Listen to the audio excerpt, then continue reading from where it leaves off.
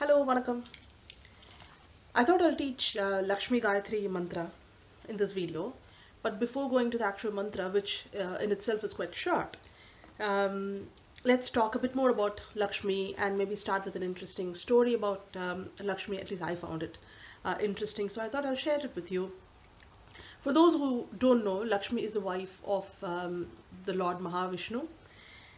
Uh, they both live in Vaikuntham. Their abode is Vaikuntham.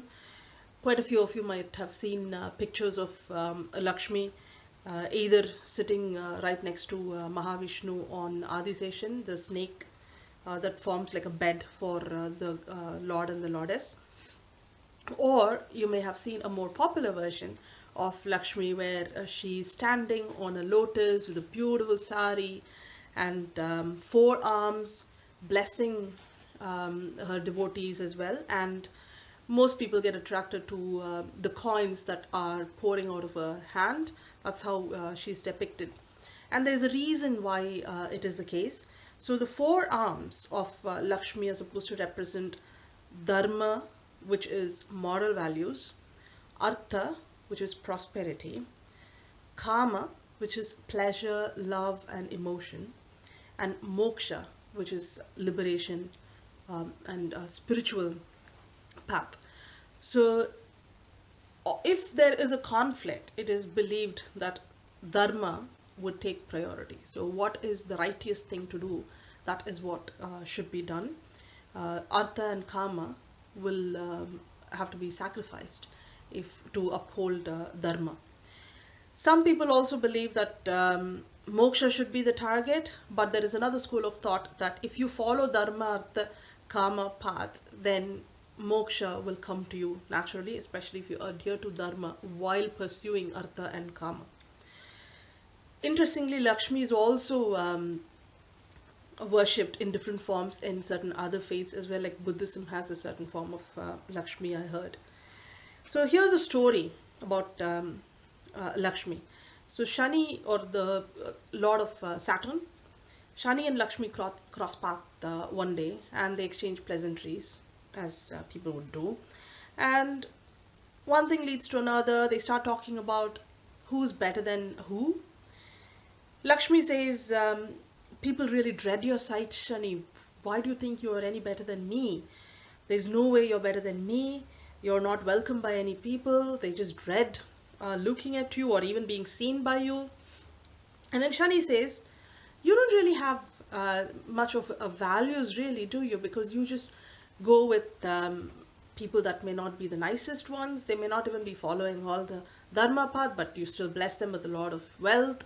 So that's not really good. So you're not much better than me. I am better than you. And this argument heats up and it goes on and on. At one point, they need a mediator. They are being bounced ping pong by Lord Shiva, Vishnu, and then finally they are sent to sage Narada. Sage Narada then says, he's a wise one. He asks both Shani and Lakshmi to walk back and forth. And they do that. And Narada is smiling. He asks them to do it again, and Narada is chuckling now. So Shani loses a bit of patience and asks what's going on. So what is the verdict? And Narada says both of you are good. They're not happy with this answer, obviously, because they wanted a categorical answer. But Shani insists, and so does Lakshmi, and then Narada says, yeah, both of you are good, but how can that be? You have to pick. And then Narada says, when coming towards a person, Lakshmi is good. When going away from a person, Shani is good, or the Lord of Saturn. For those of you who may not know, Shani is supposed to bring a lot of distress in life, albeit when he leaves you, or when he leaves your, in the horoscope they say Kattam. When he leaves your house, then he's supposed to bless you with abundance. But the period that he is looking at you, it could be quite bad. That's the belief anyway. But I strongly believe that as long as you keep Vishnu in your heart and Mahalakshmi in your heart, nothing can really affect you. Talking about keeping Mahalakshmi in the heart, I thought I'll also talk about another interesting point regarding Lakshmi. Some of you may have been to Perumal temple, which is Vishnu temple, and some may have been told that you should first go to the Thayar or Lakshmi. It could be any form of Lakshmi that is in that temple. So there is a Komalavalli Thayar, the Margadavalli Thayar, and depending on what form of Vishnu there is in the temple, the form of Lakshmi could vary a bit. But you're always meant to go and visit Thayar first and then only come to the Lord himself. There is a reason for that. Now, that reason is called Purusha Karanam. Purusha Karanam means essentially it boils down to recommendation. What we mean there is when you go and make your presence known to Lakshmi, Lakshmi is the mother of this world, the mother for you and me. So she always has compassion at her heart. No matter what we've done, she tries to look beyond our sins. So with all that compassion, she looks at us, and how nice this interpretation is. I read this in a book called Kurayondru Millai by Mukkur Narsimachari. I read this like 10 years back. It always stuck with me. By the time we go to the Lord's Sannidhi room, maybe in English, she puts in a word for us. So the Lord is a bit like dad of the house. He looks at our flaws first. But because Lakshmi, his darling wife, has already recommended for us, he takes a more calmer view at us and looks at, it's a bit like how a mother would tell the dad, it's okay, the child has done something unknowingly, let go, they'll learn the lesson, they have learned the lesson, and so on.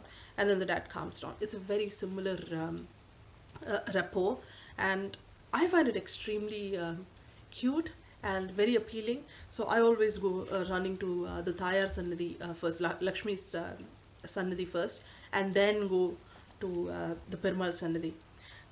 Yevam Purushakarena Vina Devam Na Siddhyati. So the meaning of that is the Lord will not look at you or do anything for you without his wife's recommendation. Yevam Purushakarena Vina, without the wife's recommendation, Devam na siddhyati. You can't achieve the Lord without her recommendation. His wife has to recommend for him. How nice.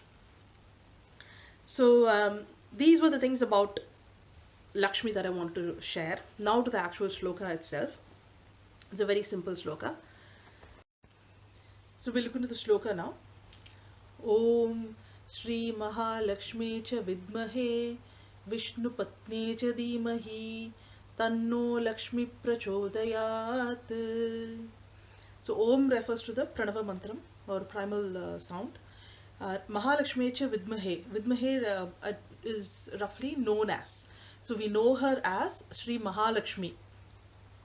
Vishnu patne cha dhimahi. She is also known as Vishnu's wife, or we meditate upon Vishnu's wife. That's what that means.